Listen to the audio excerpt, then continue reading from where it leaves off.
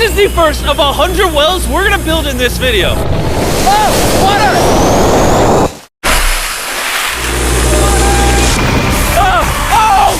You just witnessed a small village in Kenya get access to unlimited clean drinking water in less than a second. One down, 99 more wells in Africa to go. You're gonna love this video. Combined, these 100 wells are gonna give around 500,000 people fresh water to drink. And after building some more wells on this side of Kenya, we flew south to the school system of Nairiri. And let's just say, they were really happy to see us. How's it going? Was not expecting this. Thank you for the welcome. I'm not even sure how to react.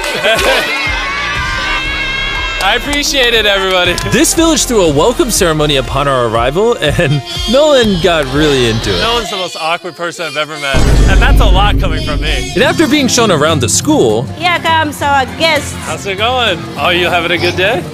It's nice meeting you. One of the teachers showed me where the students currently get their water, which is from this river. That's extremely unsafe to drink. This is where your students used to get water from? Yes. This is crazy. Yeah. You know, students complaining of diarrhea, infections like typhoid, because this is the water we've been using. So we try to treat, but you see, look at it, you know, but at the end of the day, life has to move on. You have to get some water anyway. This situation is obviously extremely sad. These children's lives are being limited and sometimes cut short from being forced to drink unsafe water. But at least for this village, we're gonna put an end to it right now. I don't think this John's gonna fit. I have a big head. Let's see if we can find some water. Whoa, whoa.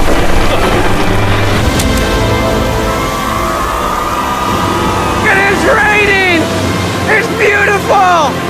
After the water comes out of the ground, it's fed into enormous barrels like this one.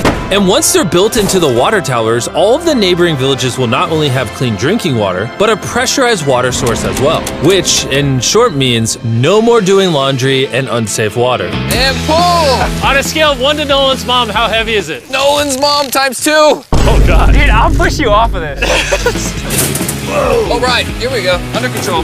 We built 20 more wells in Kenya, and after we were done, Bro has another well in. don't worry, I have more water in my other shoe. And just so you know how we built these first 29 wells, we used this giant drill to dig hundreds of feet into the ground, past the polluted sources and into an enormous aquifer of pure drinkable water. After that, we spent time installing pipes so that people all around Africa can access water from spigots like this one in Nairiri. Let's see how it tastes.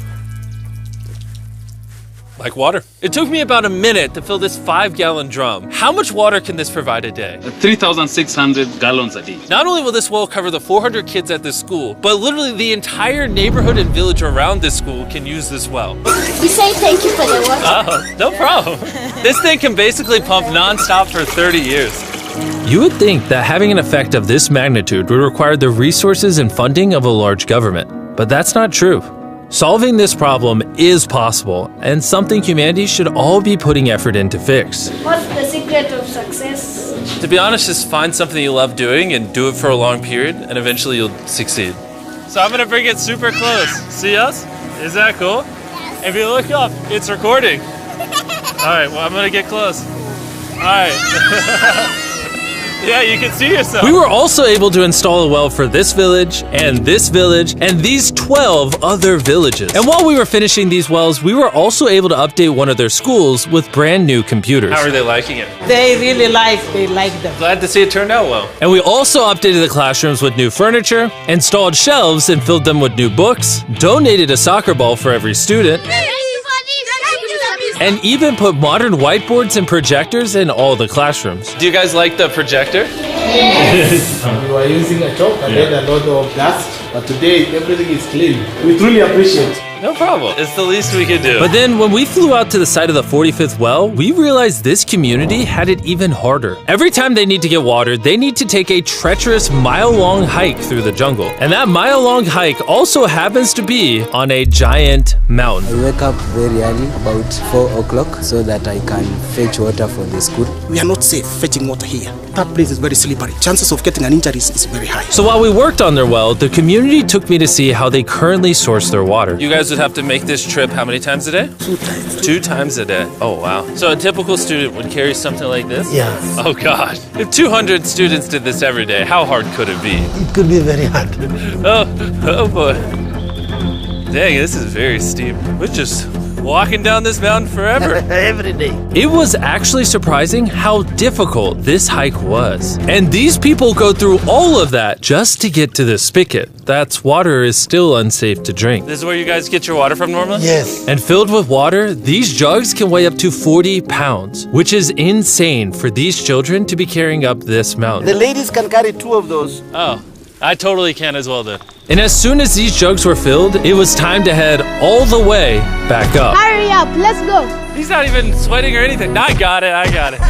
And now, instead of spending hours a day for unsafe water, their new well is only 10 feet away from the school.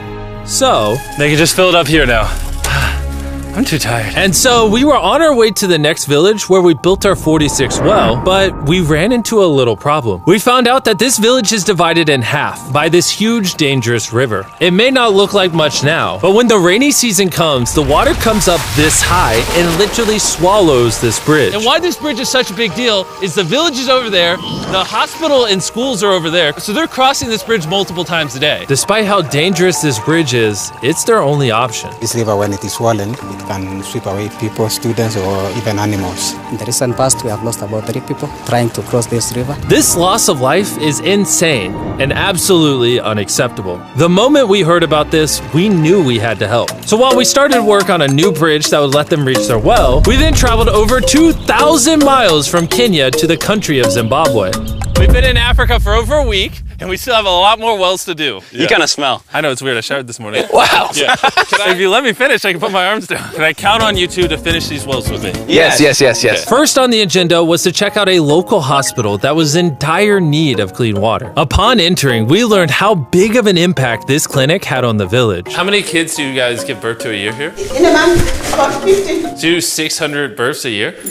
Wow. But unfortunately, the pregnant mothers at this clinic have to walk over a mile just to get water, and then carry these heavy buckets all the way back. However, the good news is we paid for the construction of a new modern well for them. All that needed to be done now was to turn it on. All right, Nolan, are you ready? I'm ready. Over. Let me get a dramatic zoom in. Nolan, I pressed the button. Is it working? It's flowing. Oh. Do we want to go check it out? Yes. Let's do it. I love how people are immediately just getting water right now. This is easily the coolest thing ever. Nolan here is a professional dancer. Yes. He will join. How do I always end up dancing? What is he doing? Oh gosh. I won't make you watch this anymore. Besides ensuring access to clean water, a lot of the students at this village lack transportation. So we decided to give all of them new bicycles. I know it looks like a lot of kids, but we bought a lot of bikes. Full disclosure, I don't know how to ride a bike. Jimmy only knows how to give away bikes. Never learned how to ride one. Let's break in all the new bicycles. 3, 2, 1, go! Oh, everyone's passing me. Be careful, I don't know how to ride a bike. I don't want to hit anyone. You want to ride it?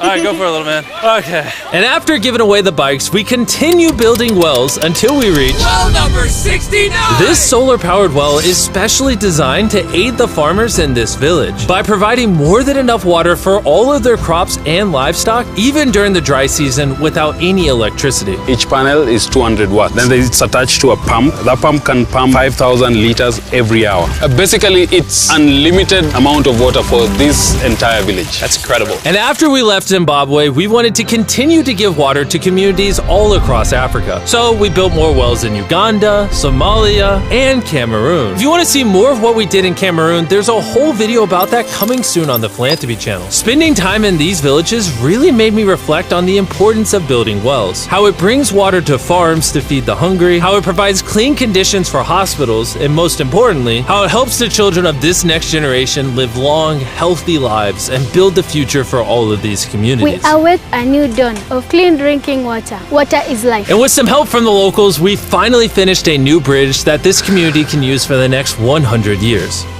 Lives have been saved, families will come together, the worries will be gone. The 100 wells we built in this video will change a lot of lives. but not enough. Which is why before you go, I want to urge you all to go to beastphilanthropy.org/wells or click the link in the description and donate money if possible. We're literally not profiting a dime off this video. 100% of the money we raise is going to go towards building more wells like you saw in this video all around the globe. I know it's weird that a YouTuber has to do all this stuff, but someone's got to do it. And if no one else is, we're going to do it. As you can tell, it really does change the lives of the communities where we build them. And finally, well 100.